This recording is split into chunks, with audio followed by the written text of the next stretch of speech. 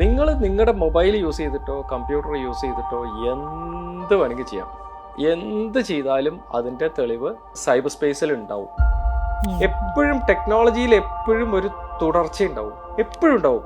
ആദ്യമായിട്ടൊരു പുതിയ ടെക്നോളജി കയറി വരില്ല ഒരിക്കലും. ഒരാളൊരു കാര്യം ചെയ്താൽ അതിൻ്റെ തെളിവുകൾ എവിടെയൊക്കെയാണ് ആ സിസ്റ്റത്തിൽ കിടക്കുക എന്നുള്ളത് നോട്ട് ചെയ്യൽ ഒരു ഹോബിയായി മാറി. ഇതാണ് എന്നെ സൈബർ ക്രൈമിൽ എത്തിച്ചത്. പല വീഡിയോസും ഫോട്ടോസും ഒക്കെ ഓരോരോ സൈറ്റിൽ കിടക്കുന്നുണ്ട്. അത് ഡിലീറ്റ് ചെയ്ത് ഒഴിവാക്കുന്നതോടുകൂടെ സേഫ് ആണോ? അത് കംപ്ലീറ്റ് ആയിട്ട് ഡിലീറ്റ് ആവുമോ? ഡിലീറ്റ് ചെയ്ത തെളിവ് ഞങ്ങൾ പുറത്തെടുക്കുന്നുണ്ടെങ്കിൽ ഇത് എവിടുന്ന് പുറത്തെടുക്കണം? ശൂന്യതയിൽ നിന്ന് എടുക്കാൻ പറ്റില്ലല്ലോ. കോടതിക്ക് നിങ്ങളെ കോർപ്പറേറ്റിൽ വർക്ക് ചെയ്യണം നിങ്ങളെ വിളിക്കാമെന്ന് വെച്ച് കഴിഞ്ഞാൽ എന്തുകൊണ്ട് ഞങ്ങൾക്ക് വിളിച്ചുകൂടാന്നായി ഇന്റലിജൻസ്, പിന്നാലെ പോലീസ്, പിന്നാലെ കസ്റ്റംസ് ഇന്റലിജൻസ്. ഈ ബില്ല് ഫേക്ക് ആയിട്ട് ഉണ്ടാക്കിയതാണോ? ഇവിടെ സബ്മിറ്റ് ചെയ്ത ബില്ല് ഇതിന്റെ ഒറിജിനൽ എമൗണ്ട് എത്രയാണ്? ഒറിജിനൽ ബില്ല് എത്രയാണ്?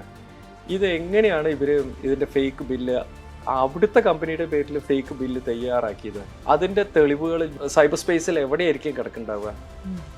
ആ തെളിവുകൾ എടുത്ത് കൺവിൻസിംഗ്ലി കോടതിയെ ബോധ്യപ്പെടുത്തണം. ചില കാര്യങ്ങളൊക്കെ ചൈനയിൽ ഇരുന്നിട്ടാവും ചെയ്തിട്ടുണ്ടാവും, ചിലത് ഇന്ത്യയിൽ ഇരുന്ന് ചെയ്തിട്ടാവും, ചിലത് വേറെ വല്ല രാജ്യത്തും ഇരുന്നിട്ടാവും ഇവർ ചെയ്തിട്ടുണ്ടാവുക.